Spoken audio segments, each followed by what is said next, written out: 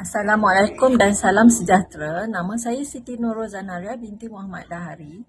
Nama matrik 266988. Hari ini saya akan membentangkan berkaitan dengan subjek latihan dalam organisasi. Okey, bagi subjek pengurusan latihan dalam organisasi ini, saya akan membincangkan berkenaan analisis berkaitan pentingnya keperluan latihan kepada individu ataupun organisasi itu sendiri. Kejayaan atau tidak sebuah organisasi itu bergantung kepada sumbangan dan pengorbanan pekerja terhadap organisasi tersebut. Selain itu, memerlukan kemahiran, pengetahuan dan kebolehan sangat diperlukan bagi mencapai matlamat dan kekal berdaya saing dalam kalangan pekerja. Pendekatan formal bagi organisasi yang berkaitan kerja adalah dengan mengadakan latihan. Pendekatan kepentingan latihan kepada organisasi tidak dapat disangkal lagi. Hal ini kerana latihan yang efektif akan memberi impak positif kepada prestasi dan kejayaan sesebuah organisasi. Terdapat beberapa langkah yang perlu diambil dalam mengendalikan latihan dan pembangunan pekerja mereka. Antaranya ialah dengan mengenal pasti keperluan latihan, merancang dan mengembangkan latihan yang sesuai untuk memenuhi keperluan, melaksanakan latihan mengikut perancangan, dan menilai program latihan untuk menentukan sama ada keperluan asal telah dicapai. Langkah-langkah ini dikenali sebagai kitaran latihan. Untuk melaksanakan sesuatu latihan, setiap organisasi perlu menyediakan peruntukan kewangan yang tinggi untuk tujuan tersebut. Memandangkan kos pengendalian sesuatu latihan adalah tinggi, setiap organisasi sentiasa mengambil berat tentang keberkesanan latihan. Perkara tersebut sering dikaitkan dengan program-program latihan yang dijalankan dan ia juga dapat memberi pulangan yang bakal diterima oleh organisasi setimpal dengan hasil program latihan tersebut. Banyak organisasi gagal kerana memandang remeh terhadap kepentingan langkah TNA dalam amalannya.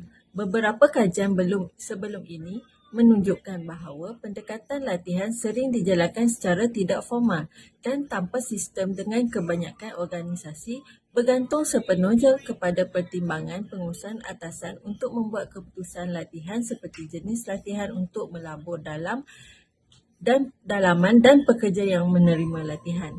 Terdapat bukti juga menunjukkan latihan yang dijalankan dalam setiap latihan yang akan dibuat perlulah berlandaskan kepada misi, visi dan objektif organisasi tersebut.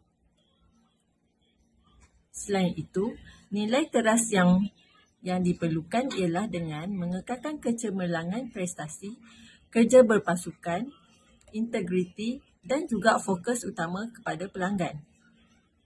Selain itu, strategi pilihan perlu dibuat dan juga sasaran strategi, pelaksanaan latihan serta penilaian latihan yang mempunyai beberapa elemen iaitu pencapaian objektif kursus, penambahan pengetahuan selepas kursus, isi kandungan kursus, teknik latihan, pengurusan kursus dan penilaian penceramah. Antara berikut merupakan beberapa masalah yang dikenal pasti semasa analisis organisasi LPPSA. Antaranya ialah apabila pertukaran staf LPPSA perumahan, bilangan pengambilan pekerja yang banyak memerlukan bajet yang besar dalam mengendalikan latihan. Perubahan dalam teknologi, perubahan dalam kerja, perubahan dalam perundangan, pembangunan ekonomi, corak kerja yang baru, serta tekanan pasaran. Selain itu, aspirasi pekerja juga perlu diambil kira iaitu keperluan untuk mengekalkan pekerja dengan menawarkan latihan dan juga pembangunan. Ada beberapa analisis keperluan latihan dalam organisasi LPPSA. Antaranya ialah kesediaan pekerja LPPSA, persekitaran pembelajaran, perancangan penilaian dan juga kaedah latihan. Pada kesimpulannya ialah kaedah TNA adalah selaras dengan apa yang dirancangkan berdasarkan kajian ini. Latihan dalam organisasi merupakan perkara penting supaya dapat menghasilkan prestasi dan produktiviti pekerja yang tinggi. Bagi memastikan program latihan berkesan adalah dicadangkan bahawa organisasi perlu menggunakan pendekatan sistem yang mempunyai 4 fasa, iaitu fasa keperluan latihan, fasa reka bentuk, fasa pelaksanaan program latihan dan juga fasa penilaian program latihan.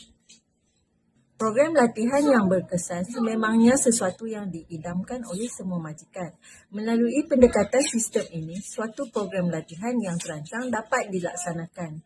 Oleh yang demikian, semua pihak dalam organisasi perlu terlibat dalam membentuk program latihan supaya latihan yang disediakan betul-betul memenuhi keperluan organisasi dan akan memberi pulangan yang lumayan juga kepada organisasi.